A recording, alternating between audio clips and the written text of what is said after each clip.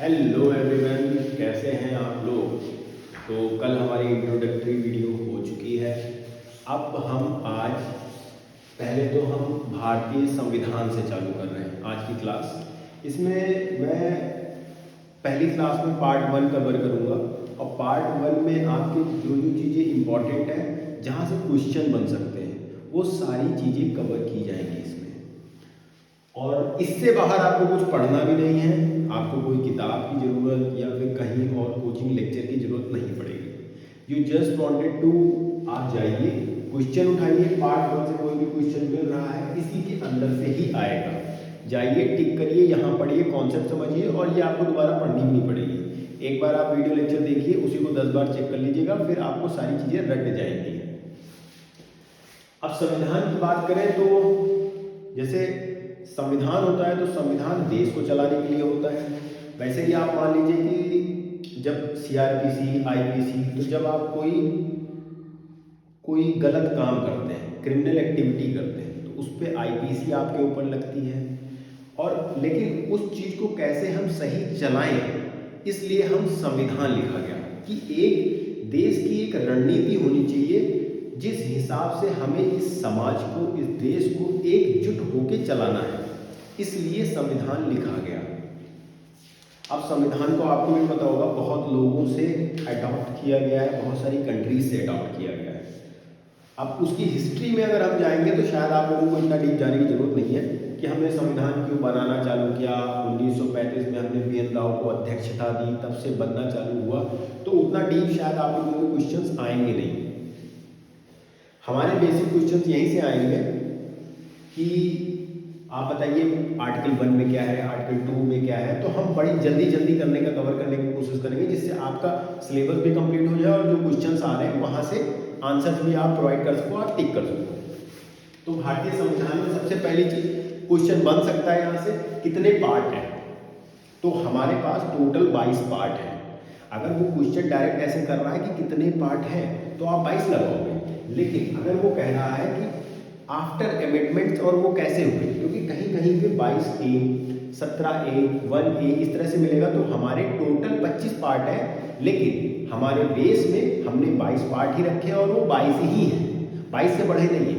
लेकिन जब A B के सीक्वेंस में अगर क्वेश्चन पूछता है तो हमारे टोटल 25 होते हैं। तो ये हो गया हमारा। दूसरा, हमारे आर्टिकल्स कितने हैं। आर्टिकल्स हमारे 395 हैं जो हमारे बनाए गए। अमेंडमेंट होकर कुछ आर्टिकल आए, कुछ आर्टिकल गए, लेकिन हम उनकी काउंटिंग हमेशा 395 रखते हैं। तो कभी भी ऐसा क्वेश्चन आता है आप 395 पे टिक करोगे। अब हम आ जाते हैं पार्ट 1।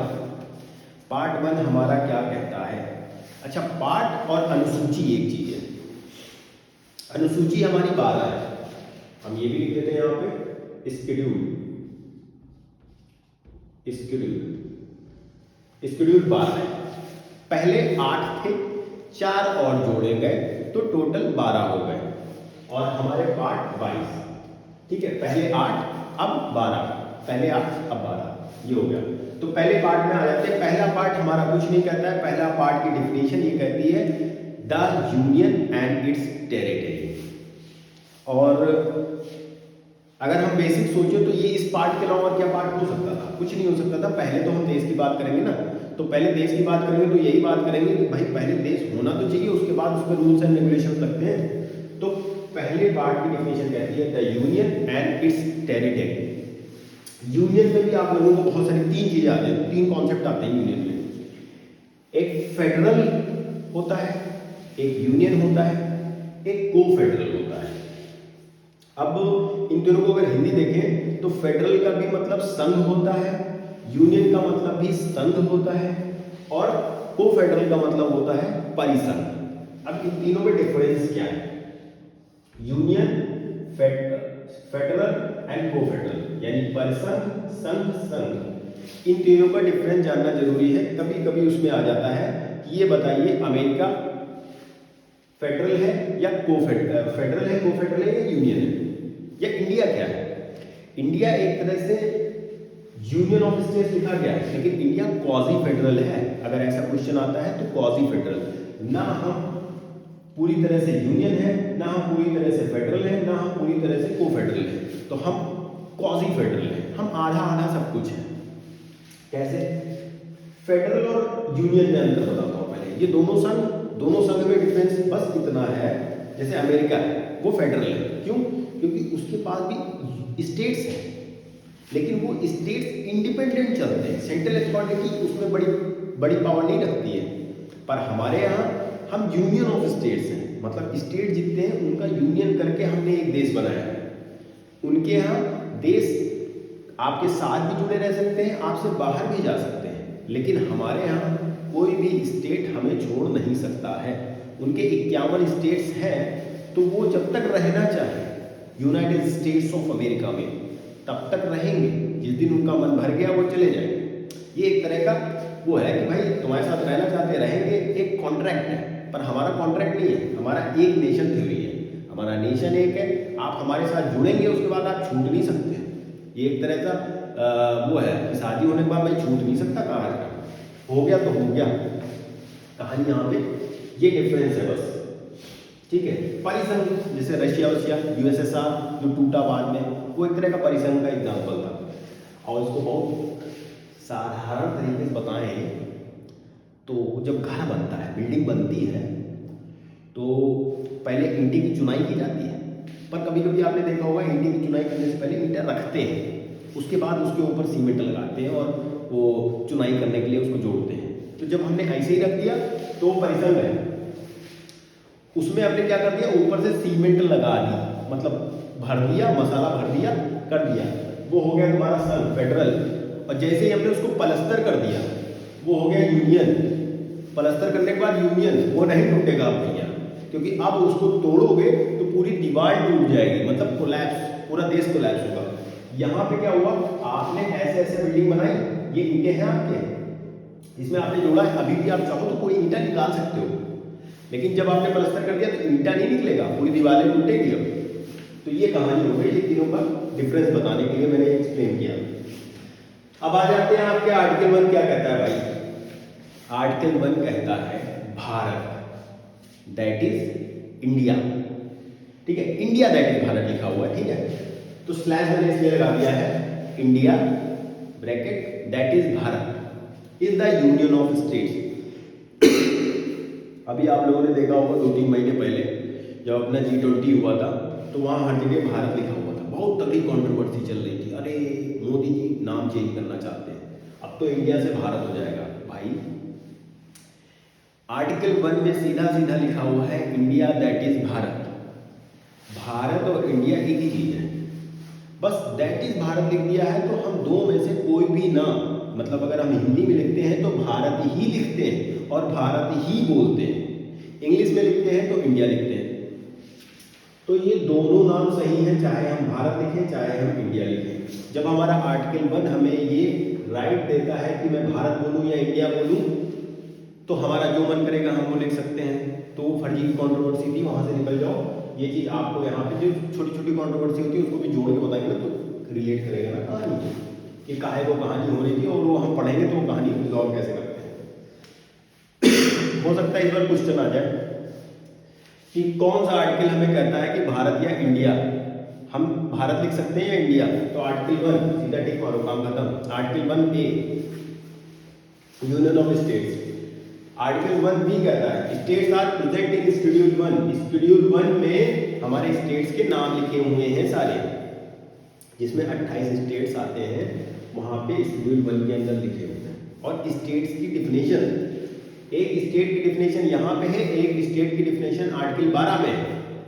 तो आर्टिकल 1 में जब वो स्टेट की डिफिनेशन देता है तो वो कहता है कोई भी ऐसी चीज जिसको चलाने का स्वतंत्र प्रभाव एक तरह से एक बॉडी पे आता है, उसे स्टेट कहते हैं। आर्टिकल 12 में जब वो कहता है तो वो कोई PSU हो सकता है, कोई कंपनी हो सकती है, कुछ भी हो सकती है, पर यहाँ पे वो स्टेट उत्तर प्रदेश, मध्य प्रदेश, ये लोग हैं स्टेट। ठीक है भैया, समझ में आया? नहीं समझ में आया तो समझो। और कैसे समझोगे भैया? 3 तरह के क्षेत्र होते हैं, 3 तरह के स्टेट हमने माने हैं। एक स्टेट कितने हैं? 28। यूनियन टेरिटरी कितनी है? 8। अर्जित क्षेत्र, अच्छा देखो तीसरा पार्ट है अर्जित क्षेत्र। ये उनके लिए है, कुछ लोग कहीं पे कहते हैं कि हम पीओके कब्जा नहीं कर सकते या पाकिस्तान का बलूचिस्तान हम कब्जा नहीं कर सकते, तो हम कर सकते हैं क्योंकि हमें संविधान अधिकार देता है अर्जित क्षेत्र। अगर हम लड़ाई में कोई क्षेत्र जीतेंगे तो आर्टिकल 1C के थर्ड में अर्जित क्षेत्र के तहत उसको हम अपने में मिला सकते हैं, हमें टोटल राइट्स हैं। तो बलूचिस्तान अगर पाकिस्तान से हटना चाहता है तो हम जोड़ लेते हैं। यहाँ पे कब्जा होकर किसी दिन पीओके या वो अपने अंदर आ जाना है, कहानी बन जाएगी यहाँ पे। अब आ जाते हैं आर्टिकल 2 पे, जल्दी जल्दी खत्म करते हैं, ज़्यादा टाइम नहीं लगाते हैं, जिससे जो है टाइम मिलेगा, क्योंकि टाइम तो आपके पास है नहीं, 1-1.5 महीने तो पूरी कहानी बताएंगे तो कहानी बताते रहेंगे। आर्टिकल 2 सीधा सीधा कहता है कि राष्ट्रपति के पूर्व आदेश से, ठीक है, सूचना पे विदेशी राज्य को भारत में मिला सकते हैं। कोई भी विदेशी राज्य जैसे भूटान ले लो या नेपाल ले लो, ये कल को अगर भारत में मिलना चाहते हैं तो संसद में एक प्रस्ताव रखा जाएगा। पहले राष्ट्रपति को एक प्रस्ताव भेजा जाएगा, अगर वो आदेश देता है तो संसद में प्रस्ताव रख के हम उसको मिला सकते हैं। ठीक है भाई, मिला सकते हैं। इसका एग्जाम्पल दे देते हैं, हमने सिक्किम को मिलाया। कब मिलाया? सिक्किम ने पहले प्रस्ताव रखा कि हम यहाँ जुड़ना चाहते हैं, तो हमारा सिस्टम इतना प्यारा है कि उनको हमने टाइम दिया, चलो ठीक है आप हमसे मिलना चाहते हैं, ठीक है हम मिलाएंगे, हम आपको 1 साल का टाइम देते हैं। 35वें अमेंडमेंट 1974 से सिक्किम को हमने सहराज्य बनाया, भारत का पार्ट नहीं बनाया, सहराज्य बनाया। सहराज्य बना के उनको हम सिस्टम में लाए आर्टिकल 2 के अंदर, ए के अंदर। और 1 साल बाद जब वहां वोटिंग कराई तो वो भारत में मिलना चाहते थे पूरी तरह से कि हम भारत का पार्ट होना चाहते हैं। तब हमने उनको 36 अमेंडमेंट, 36वें अमेंडमेंट 1975, ठीक है, के तहत 22वां राज्य घोषित किया। 16 मई 1975 को सिक्किम को भारत का राज्य घोषित कर दिया। और ये किसके अंदर किया? आर्टिकल 2 के अंदर किया। आर्टिकल 3 पे आ जाते हैं। आर्टिकल 3 कुछ नहीं कहता। आर्टिकल 2 क्या कहता है? विदेशी राज्य पे कब्जा करके या कैसे भी कोई आना चाहता है, आए हुए तो हम वसुधैव कुटुंबकम फॉलो करते हैं ना, आए हुए तो हम हमेशा वेलकम करते हैं। तीसरा कहता है भैया हमारे देश में ही अगर कोई कटना चाहता है, टूटना चाहता है, like Bombay, Gujarat, Maharashtra, like Andhra Pradesh, Telangana, Andhra Pradesh, like Uttar Pradesh, UP, Uttarakhand, तो जो अलग होना चाहते हैं उनकी अगर संसद में क्वेश्चन किया जाएगा, पूर्व अनुमति से राष्ट्रपति के पास जाएगा, अगर वहां क्लियर हो जाता है तो उन्हें अधिकार है आर्टिकल 3 के तहत। ठीक है सर, इसके एग्जांपल्स की बात कर लेते हैं। पहला तो मध्य प्रदेश, छत्तीसगढ़ अलग हुआ। कब अलग हुआ भैया? 1 नवंबर सन 2000। दूसरा हम आ जाते हैं उत्तर प्रदेश, उत्तराखंड अलग हुआ 9 नवंबर सन 2000। तीसरा बिहार, झारखंड अलग हुआ 15 नवंबर सन 2000। ठीक है, ऐसे जम्मू एंड कश्मीर सन 2021 में चीजें जब बदली। ठीक है, इसी पे एक केस भी हुआ था, कभी कभी क्वेश्चन आता है बेरूबरी केस। ठीक है, Berubari case, Berubari versus union of India, ठीक है, versus union of India case 1960। कभी कभी क्वेश्चन आ जाता है, ये इसमें तो नहीं आएगा, पुलिस में तो नहीं आता, समीक्षा अधिकारी या पीसीएस प्री में ये क्वेश्चन आता है कि बेरूबरी केस किससे रिलेटेड था। तो बेरूबरी केस हमारा आर्टिकल 3 से रिलेटेड था। ठीक है सर, अब आ जाते हैं आर्टिकल 4 पे। आर्टिकल 4 कुछ नहीं कहता। आर्टिकल 4 ये कहता है 2 और 3 में अगर कोई संशोधन करना है तो आर्टिकल 368 के तहत नहीं, नॉर्मल हो जाएगा। नॉर्मल का मतलब है 50%, 50% बहुमत के साथ राष्ट्रपति, 50% बहुमत के साथ अगर संसद पास करती है तो राष्ट्रपति बाध्य होगा उसको साइन करने के लिए। ठीक है सर, हो गया। और इसका जो भी इफेक्ट होगा वो आर्टिकल 1 से, मतलब इसमें अगर आपने कोई जोड़ा, कोई प्रदेश जोड़ा, कोई देश जोड़ा, कुछ भी जोड़े हुए तो आर्टिकल 1 से लेकर 4 में फर्क आएगा ना उसमें, क्योंकि आर्टिकल 1 में तो स्टेट का नाम है, फिर यूनियन टेरिटरीज हैं या किसी को स्पेशल राइट्स दिए गए हैं, तो वो सब चीजें इस शेड्यूल में चेंजेस आएंगे। तो इसका इफेक्ट इस पे भी पड़ेगा। और 2 और 3, क्योंकि 368 में लिखा है हमेशा बहुमत, कोई भी चीज बदलने के लिए 2/3 का बहुमत चाहिए होता है। बट इस केस में आर्टिकल 2 और 3 के केस में हमें सिर्फ 50% यानी 1/2 का बहुमत चाहिए। 1/2 मिल गया, राष्ट्रपति को साइन करना पड़ेगा और चीजें क्लियर करनी पड़ेगी। ठीक है सर। तो संक्षिप्त में आ जाते हैं कि पार्ट 1 में हमारा क्या क्या है।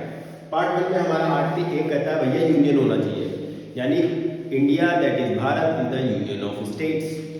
आर्टिकल 2 क्या कहता है, भाई यूनियन की बात तो हो गई, विदेशी राज्य को हम अपने देश में मिला सकते हैं।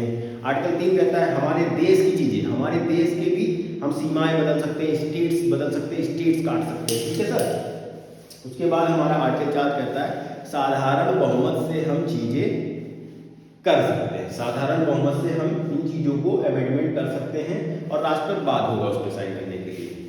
तो आज की क्लास में इतना ही।